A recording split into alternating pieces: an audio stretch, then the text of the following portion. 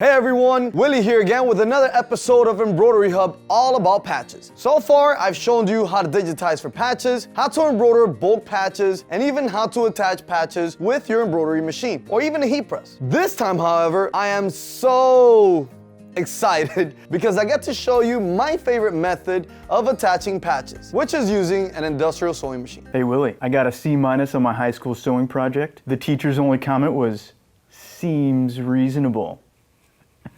Oh, that's a good one. So make sure you stick around to see which machine I deem perfect for attaching patches to caps, and watch me actually sew the patches onto the cap and give you expert tips along the way. All right guys, let's get to stitching. Now that we're here, I promise to reveal which sewing machine I deem to be the best for sewing patches onto caps. All right guys, so let's go over to shop.ricoma.com. All right, so once you go over to this page, go over to sewing machines, you're gonna see all the sewing machines we have here. Now, this first two, these are the post beds that have the roller foot. They're used for wigs, for anything that's leather. They're really strong machines. But if we scroll down, you're gonna see here would be on the second row. The last one is the iKonix, the one that I'm using for this video, which is the KS335A. And this is where you can find it. But if you scroll down, you're gonna see a bunch of them. There's a lot of cool ones like overlock machines that I can't wait to make a video on these overlock machines. All right, guys, so this is the KS335A. And there's two main reasons why I chose this machine for this project. One, because it has a walking foot, and that is pretty much a foot that just keeps on basically walking, and it doesn't leave any mark on any leather or anything pretty much that you're gonna be sewing onto. This machine has a cylinder-shaped sewing arm that goes from side to side. There is another machine that you could use, which is the FY810, and that one, instead of having the sewing arm going side to side, it goes from the bottom up, and it's also a cylinder-shaped sewing arm, which I could have used that one, but the main reason why I chose this one here is because of this walking foot. So now that I have chosen my sewing machine, let's talk a little bit about the patches that I'll be using today. I went ahead and shopped for custom leather patches on Etsy. Let's go to Etsy and just write down leather patches. All right, so as soon as you put leather patch or leather patches, you're gonna see a bunch of different ones. You really could choose the one that you like. Me personally, I always like to use whatever is genuine leather. Now, one of the reasons why I like to use genuine leather is because it's thicker, and on top of that, it's good for the environment compared to fake leather or vinyl. Once they're doing the laser, the fumes that come out, it's bad for you. You can't even smell it. So I'd rather get some nice genuine leather and letting my customers know that what they're getting is the real thing. The feel for it, also when you touch it, it's totally different. So there's not really a difference once you're sewing it. The sewing machine is gonna go right through it. Any type of leather, thick, thin, it doesn't matter. But the end results, I'd rather have genuine leather. And I'm also looking for a nice lasered engraving. So basically what it is a laser machine that will laser into the leather, basically burning it. Once it's done, it kind of leaves that black background of whatever it lasered because it's actually burning the leather. Now that I have everything that I need to get started, let's start sewing. All right, so these are the materials that I'm going to be using for this project. Now I'm gonna start off with the thread. This is very important. This is a really thick thread, and it's a UV bonded thread polyester V69 weight. Now, obviously with a thick thread, you need a really thick needle. This one is a size 12 and is 135 by 5. We have here our patch that's already been lasered on and pre-cut. We have our scissors because since this is a bonded thread, you can't just cut it with your hands. You need a scissor to cut this thread. And we have our glue with some tape that I'm gonna show you exactly what I'm gonna be using this for. And the last thing we have our cap. So if you guys wanna learn more about this machine here, scroll down to the description below and there'll be a link there for you. So the first thing I'm going to do, I'm gonna grab my hat and I'm just gonna put it on my leg here just to hold it in place and facing directly towards me. So I'm basically just gonna grab my patch now. I'm gonna place it on top of the hat just to have an idea before I glue it onto the hat. That's about right. All right, so now I'm gonna put some of these glue in the back of the patch. And the reason why is because we want to place it on the hat so it can stay in place while we're sewing around the patch. You don't want to put too much glue because then it'll bleed through the cap, and then once it dries up, it'll leave a white mark behind it. So let's just put enough just to hold it there in place. When I'm putting the patch on the hat, since it already has the glue, you really only have one shot. So be really careful when you're placing it because that's where it's gonna stay, okay? Once you do that and you align it properly, then you're gonna hold it down for a good 15-20 seconds so that that glue can get nice and tight in there and really hold on to the cap and also the patch, all right? Now, Gorilla Glue is really, really strong, so you're probably gonna feel a little bit of heat because it's bonding together. That's totally okay, that's normal, all right? All right, so that's good. So let's go ahead and take out the inserts. Just gonna open up the hat, take out our inserts, and now we're going to use our masking tape here to get our sweatband away from this area here. Now, if we don't do this, what's gonna happen is that once we're sewing, the thread and the needle will catch this sweatband, and then basically the hat will be ruined after that. So let's make sure we don't forget this step. It's very important. I'm just gonna take it out, and then I'm gonna use the tape. Just a little piece, you don't have to get too big of a piece here, just a little piece just to hold it out. If you want to add a little more, I usually like to add just a little more on the sides. Okay, so here we go. Now we have our hat fully prepared and we got the patch on. So now the last thing we got to do is sew it on. I'm gonna grab my hat. Now when I'm placing it in, I'm gonna grab my upper thread and I'm going to lift it up so it doesn't get on my way.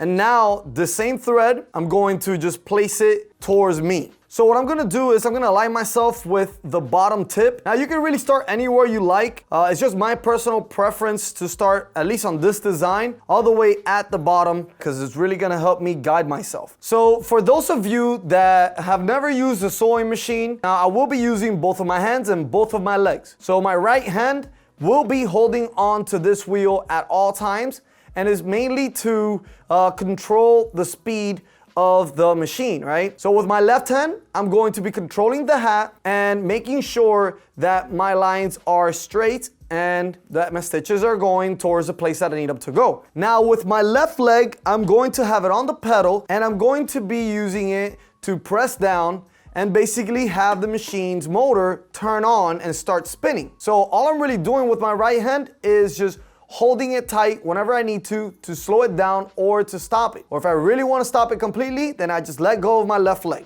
Now with my right leg, I'm able to control my walking foot. Now the reason why I need to control that is because whenever you need to move towards an angle, you need to let go of that foot. If not, it'll be holding it down and then you can potentially damage your leather patch. All right, so let's go ahead and turn on the machine. And now the first thing I'm going to do is bring my walking foot down. Now this is gonna stay down the whole time because with my right foot, I can control it. Basically when I press down, as you can see, it lifts up my walking foot. All right, so I'm gonna go ahead and press on my right leg and now I have the foot up. Now what I'm going to do is just manually right now, I'm going to be pulling on the shaft here so that I can bring down the needle and kind of guide myself right in the center tip down here. Now once I do that, I can let go of my right leg so that the presser foot can come down and hold down the hat and the patch together. Now I'm going to grab my top thread and I'm going to toss it to the side. Now the reason why I'm doing this is so it doesn't get caught again. Now let's go ahead and bring the needle all the way down and basically now we have our starting position. Now I can go ahead and press on the left leg to give some power to this motor. Now I'm taking my time with this. I'm gonna go real slow, but once you guys get used to this, it'll be very easy and you could do this in, I would say, 5 minutes or less. All right, so now I just got to my first corner. So I'm just gonna double check that I'm in the right place. I'm gonna let go of my left leg and I'm gonna press down on the right leg so that I can lift up this walking foot. I always need to make sure on every edge that my needle is all the way down so that I don't lose my position. And this seems like it's going to be right where I want it. So let's go ahead now and change our angle. Now the way I'm gonna change my angle is by keeping my right foot pressed on. And all I'm going to do is just basically move my hat over to the angle that I wanted to start going to. So now slowly I'm gonna bring it back down. Now I let go of my right leg and I'm gonna go ahead and press on the left one again while holding on to this wheel here. Now if you wanted to, you could give it more power if you're used to sewing machines and do this a lot quicker.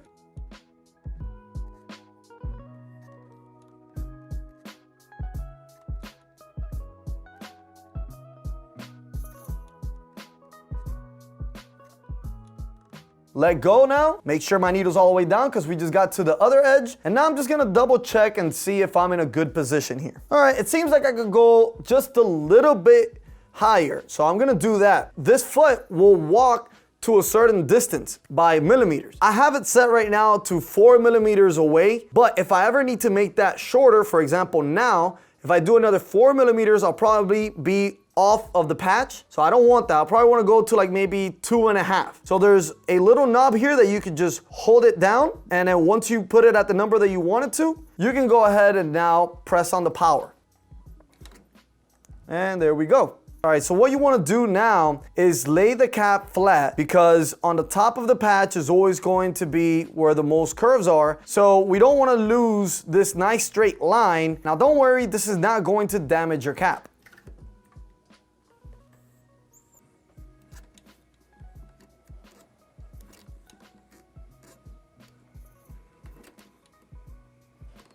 All right, so now we just got to our second corner. So now what I'm going to do is, remember, always keep your needle all the way down so that you can raise that walking foot and change your angle. So I'm gonna use my right pedal, press it down, turn my cap, and let go of my right pedal. All right, so now at this point here, it could get a little tricky because now you have the bill of the cap that's gonna basically obstruct your view. So you're gonna have to go in there and actually take a look at it. Now you could do one or two things. You could leave it flat or you can go ahead and just pop it back up since we're already on the other side. So in my case, I'm gonna go ahead and just pop it up and just continue it like I was before. And now I can go ahead and press my left pedal again and just control the speed with my right hand.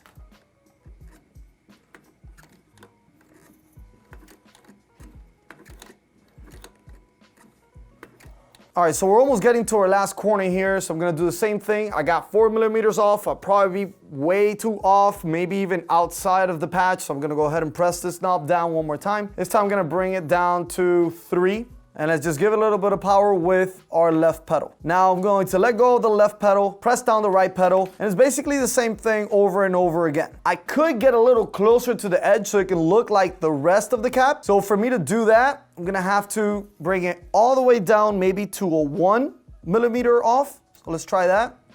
Give it some power.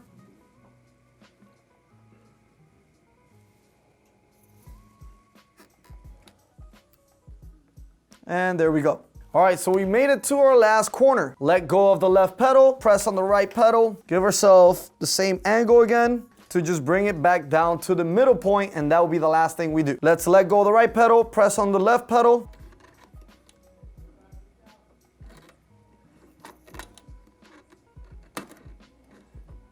And we are almost right at the middle. We'll go ahead and bring it down to a 2 because I'm getting really close. Make sure that my top thread is outside, away from this needle here.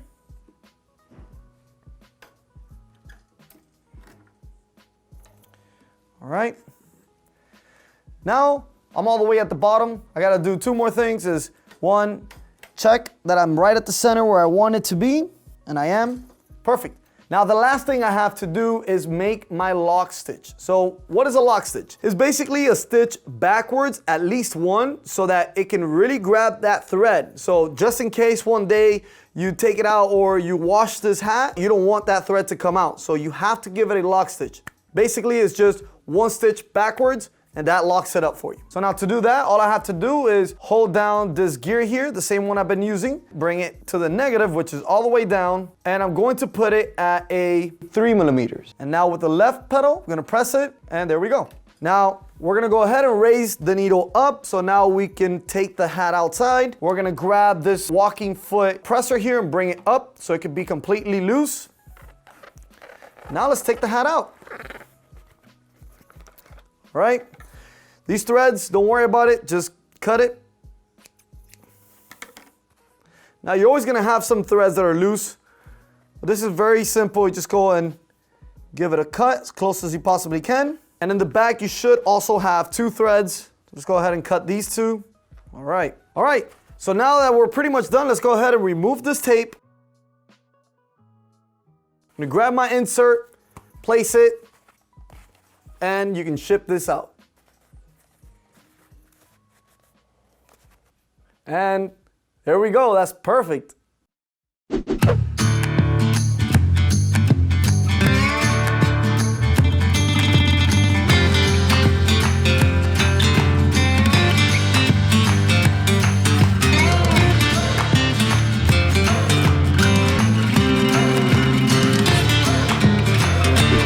That's it. I am super excited that I finally got the chance to use one of our newest industrial sewing machines. All right, guys, let me recap some of the things we went over today. Number 1, whenever turning your corners, remember to leave the needle down so you don't lose your placement. Number 2, get some tape and get the sweatband out. Make sure it's completely out so that way the needle and the thread won't catch the sweatband. And number 3, remember not to use too much glue on the patch because once you place it on the cap, you don't want that glue to bleed through, and then later on it will leave a white mark around once it dries up. To take a look at all of our available models, make sure to check out shop.ricoma.com. And if you're interested in this particular model, I've linked it in the description below. And if you have any sewing projects that you'd like to see us do in this show, write them down in the description below, and I might just do an episode on it. Also, make sure you follow us on Facebook in our group, Embroidery and Custom Apparel Mastery, and on Instagram where we have over 25,000 followers. All right, guys, I'll see you next time.